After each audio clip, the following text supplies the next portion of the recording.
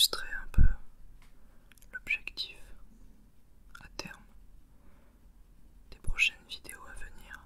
Voici un autre sylvanette qui sont donc des fantômes des bois.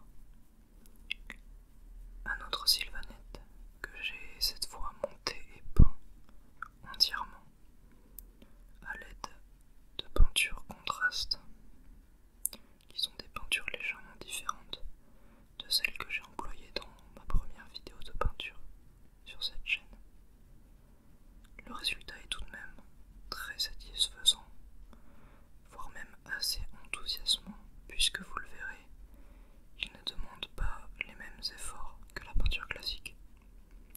J'en dirai plus dans une prochaine vidéo de peinture, où j'espère je réussirai enfin à faire une prise de son en simultané avec la prise de l'image.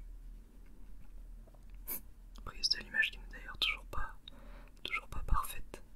Vous allez voir, il y a quelques soucis avec le zoom. Mais on s'améliore. Donc dans cette vidéo, le montage uniquement de la boîte qui se trouve derrière. Vous apprécierez la merveilleuse technique de la main. Voilà, dans le seul but de pouvoir avoir un assez bel aperçu du socle. Le soclage est également une activité que je n'ai pas encore mise en valeur, alors que c'est ce qui fait en grande partie la beauté d'une figurine. J'y viendrai probablement dans une autre vidéo, une fois que nous aurons vu la peinture d'un modèle avec la gamme contraste. Je ferai peut-être une vidéo dédiée au soclage. Pour l'heure, laissez-moi vous montrer la première étape, le montage. Je vous présente là les deux outils dont on se sert quand on monte une figurine, à savoir la pince coupante et un ébarboir qui était le premier objet, cette sorte de couteau. Enfin, évidemment, la colle plastique qui fonctionne avec une aiguille. À noter, l'aiguille se sépare souvent du reste. La colle plastique est une colle extrêmement liquide. Elle est aussi très inflammable. Paradoxalement, pour débloquer la colle liquide qui se trouve dans le tube, faire chauffer l'aiguille est le seul moyen. Vous noterez le paradoxe de la situation. Ne refaites pas ce que je fais. On ne sait jamais. C'est une méthode que j'ai trouvée sur des vidéos américaines, mais pour autant, je ne garantis pas qu'elle soit sans danger. Au passage, voici le plus gros modèle que j'ai pu monter à ce jour avec ces outils-là. Je ne m'arrête pas dessus, on y reviendra sûrement dans une prochaine vidéo. Voici donc notre Drukhari arc revenante.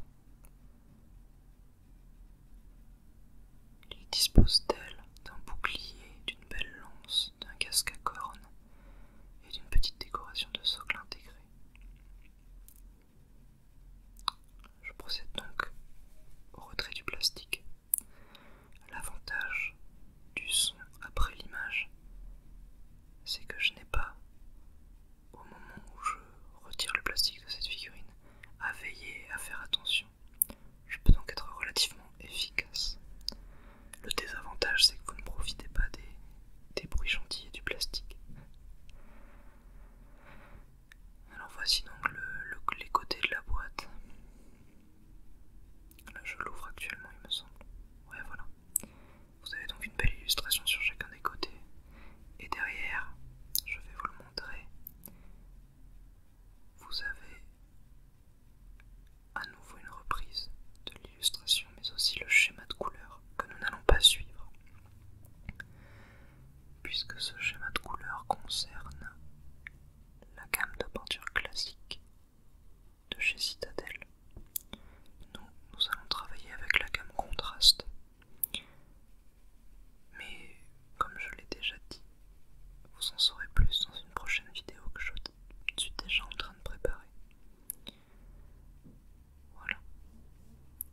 Alors l'intérieur d'une boîte, vous allez trouver donc en général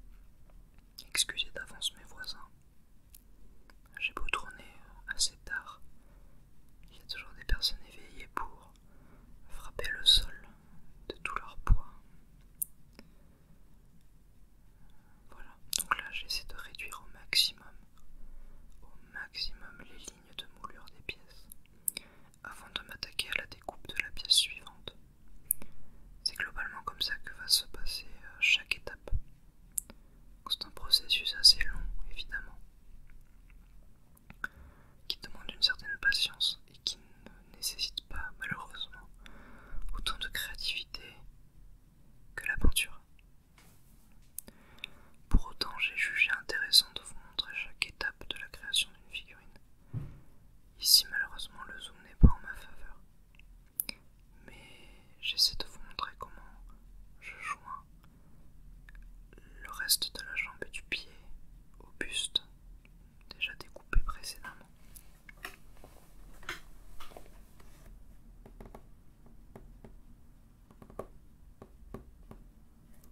Voilà, une fois la mise au point de fait, c'est forcément plus facile.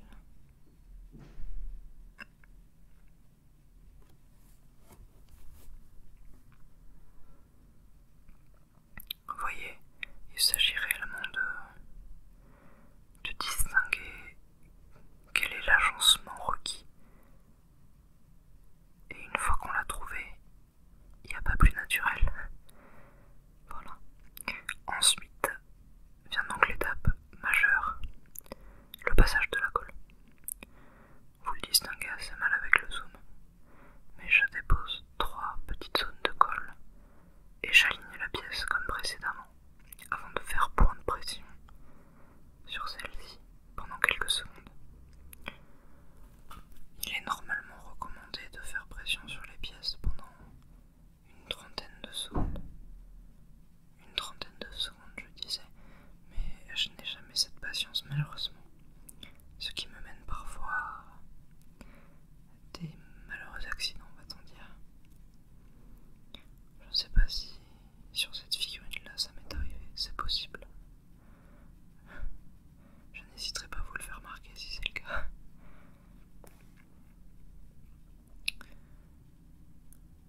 Finalement, cette soirée s'annonce plus bruyante que prévu. J'entends une machine à laver qui s'est lancée.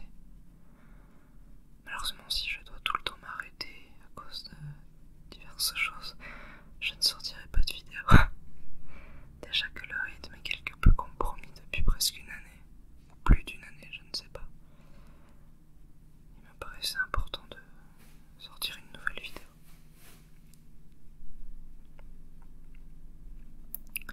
Là, j'ai attaqué le découpage de la cape en 2 parties de notre cher chevalier.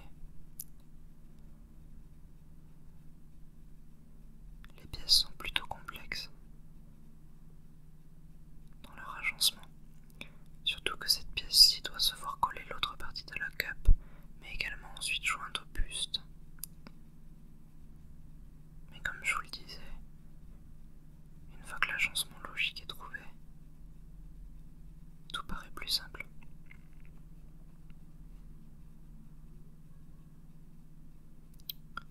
Voilà. Hop. Une fois mis en place, il me suffit de retirer la pièce, appliquer la colle sur les bords, comme je vais le faire là, évidemment hors caméra, joindre les 2 bouts avec patience. Voilà, appliquer le point de pression comme prévu. Et ensuite, en général, je laisse la pièce reposer pour que la colle fasse son œuvre d'elle-même.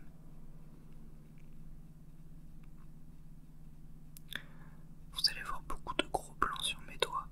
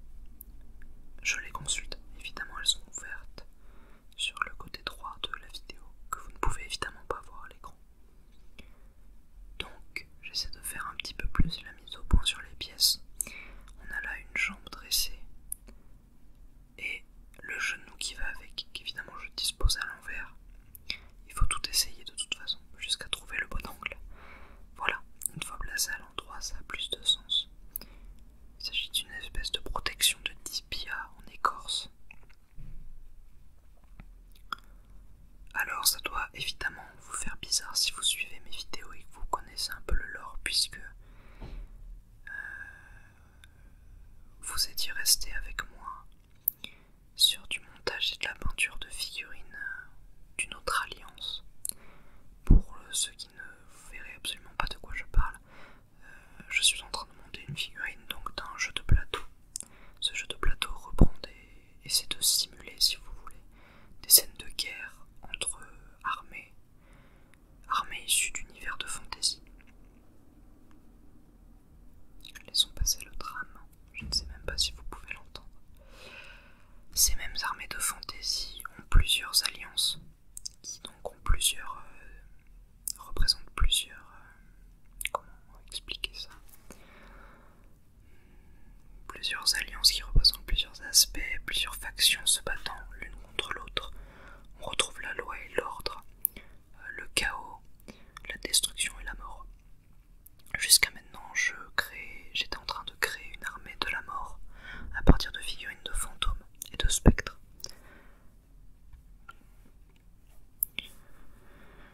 Ce faisant, j'en ai quand même peint, à mon avis, près de 50, 60, peut-être plus, peut-être 80, je ne sais plus. Bien assez si vous voulez mon avis. Entre-temps, je me suis diversifié en explorant un autre jeu de la même société qui s'appelle Warhammer 40 000, qui est donc sur le même principe, mais au lieu d'armées de fantasy, ce sont des armées de science-fiction. J'ai acheté quelques dizaines de figurines que j'ai commencé à peindre. Voilà, vous voyez, quand je vous parlais de problèmes au moment de coller les figurines car j'étais peu patient, eh bien je faisais exactement référence à ça. Je vous laisse admirer mon échec complet. Voilà. Excusez une nouvelle fois les voisins. Les pauvres ne savent pas.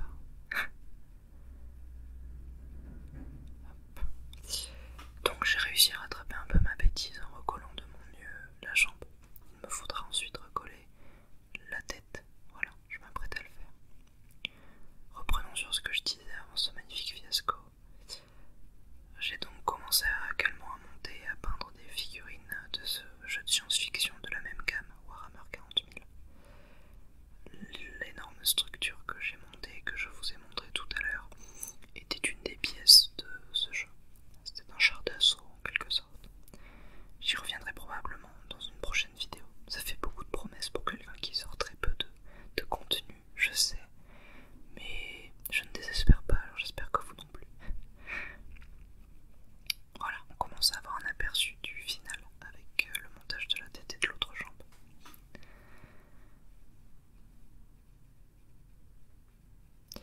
Finalement, après avoir monté quelques pièces de Warhammer 40 000, je suis revenu sur de la fantasy. Et j'ai reçu en cadeau cette boîte de figurines qui représente donc des êtres des bois, une sorte de croisement entre un arbre et un fantôme. La faction des Sylvanettes, c'est un peu, pour ceux qui connaissent le Seigneur des Anneaux, la faction des Ents, des arbres vivants, pensants, défendant leur forêt et leur territoire du chaos et de la destruction. Évidemment, c'est une faction qui du coup va rassembler des créatures boisées avec beaucoup de dryades par exemple, d'hommes arbres, les Tri-Ents, et une des factions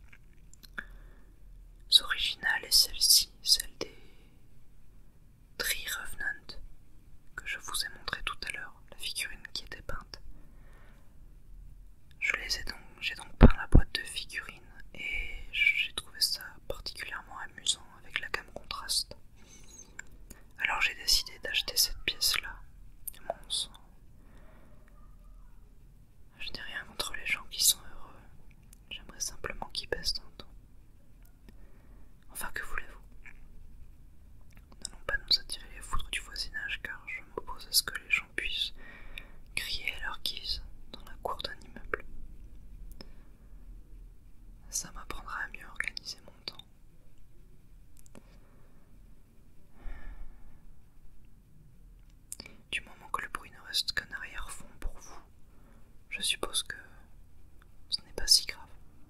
Sinon, libre à vous de m'insulter copieusement dans les commentaires.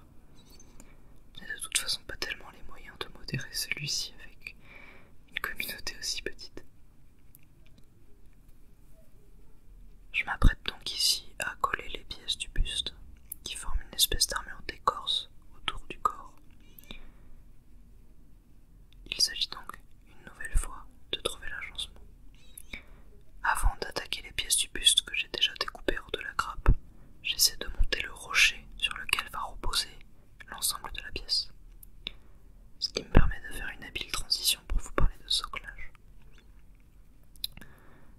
Quand on monte une figurine comme ici, on commence donc par la monter intégralement. Et parfois, il arrive que la figurine ait une petite scénarisation sur son socle, avec une pièce à ajouter et à monter en plus. C'est le cas ici avec ce crâne, ce rocher en forme de crâne qui va être ajouté au socle et sur lequel va reposer le pied de notre Drukhari. Ce n'est pas la partie la plus facile à monter. Elle est en 3 pièces pour obtenir une forme un peu cylindrique, sphérique plutôt, hémisphérique puisqu'il s'agit d'une demi-sphère. Donc ce n'est pas les pièces les plus faciles à monter ensemble évidemment. J'espère que le son ne varie pas trop en termes de volume puisque j'ai tendance à m'éloigner et me rapprocher un peu aléatoirement du microphone. J'espère aussi que vous n'avez pas l'intégralité du son à gauche, puisque j'ai tendance à beaucoup parler à gauche. Je débute encore un peu. Déjà, il m'est assez difficile de trouver le setup, comme on dit en anglais, l'organisation la plus optimale pour tourner, bien que des circonstances récentes puissent me permettre de sortir peut-être un petit peu plus de vidéos. Voilà, comme vous le voyez, je vous aussi illustre en direct combien il est compliqué de monter cette pièce. La fente que vous voyez sur le haut sert au pied de la créature. Pour revenir sur le soclage, il arrive, comme je le disais, que des figurines aient de contenu dans leur kit quelques outils pour meubler le socle, comme ici. Mais le plus souvent, comme la figurine que je vous ai montrée tout à l'heure, le socle est à faire soi-même. Et c'est, je trouve, une des expériences les plus agréables dans la peinture sur figurine que de coller des buissons placés de la peinture technique, de la peinture avec une véritable texture pour illustrer un fond. J'avais déjà pu dans une précédente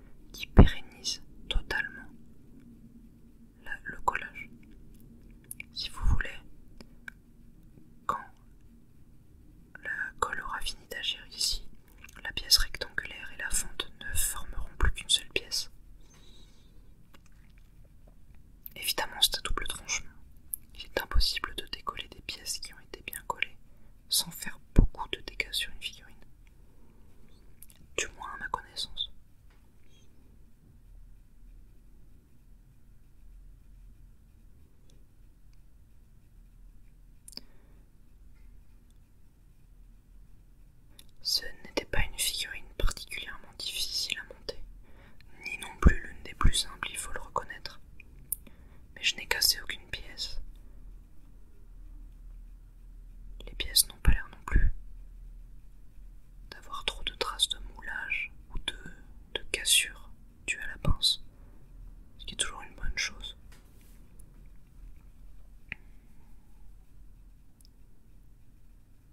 Pour autant, si là vous voyez le résultat avancer progressivement, il faut se rappeler qu'on est encore loin du compte, et la différence entre cette pièce et la pièce peinte sera très grande.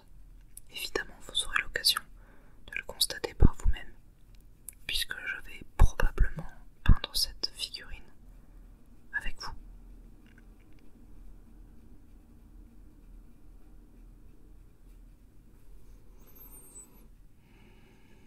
Il ne manque plus beaucoup de pièces. Les ailes, évidemment, ainsi que la protection de torse, que je vais placer de ce pas. Elle va couvrir le pectoral gauche de la figurine et créer plus de volume et de détails en venant apporter des branchages qui vont aller se fondre avec ceux déjà posés.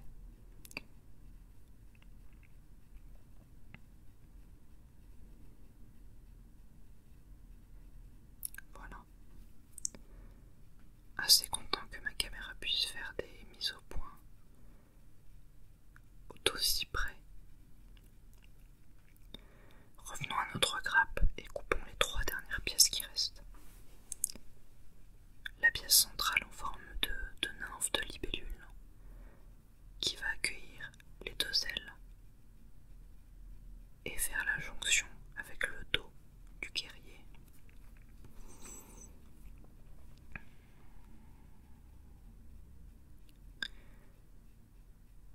Outre les figurines, j'aimerais également beaucoup prendre le temps d'écrire des vidéos qui seraient des romances, disons plutôt des fictions plus que des romances, autour d'un personnage vivant dans l'espace. Et pour illustrer ces fictions, utiliser des captures du jeu No Man's Sky, qui est un jeu de vaisseaux spatiaux en quelque sorte, d'exploration spatiale que j'apprécie énormément pour sa densité.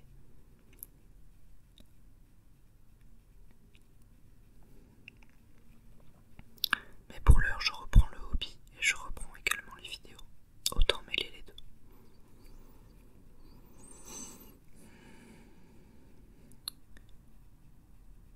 La vidéo la plus longue de ma chaîne où je peignais une figurine avait paru être celle ayant remporté le plus d'engouement. Sans trop savoir quelle en était la raison exacte, j'ai décidé de faire une vidéo d'une plus grande longueur, d'une longueur à peu près similaire, me disant que c'était peut-être cela qui vous attirait sur mes vidéos, à savoir le hobby, oui, mais la longueur aussi, pour une détente peut-être un peu plus importante. J'ai peur de trop parler ou de parler trop vite, mais mon seul trigger à disposition étant le chuchotement, et le seul trigger que je respecte, que j'apprécie en ASMR. Forcément, mes possibilités sont un peu limitées. Voilà, le collage des ailes est quasiment terminé. Sans attendre qu'elle sèche,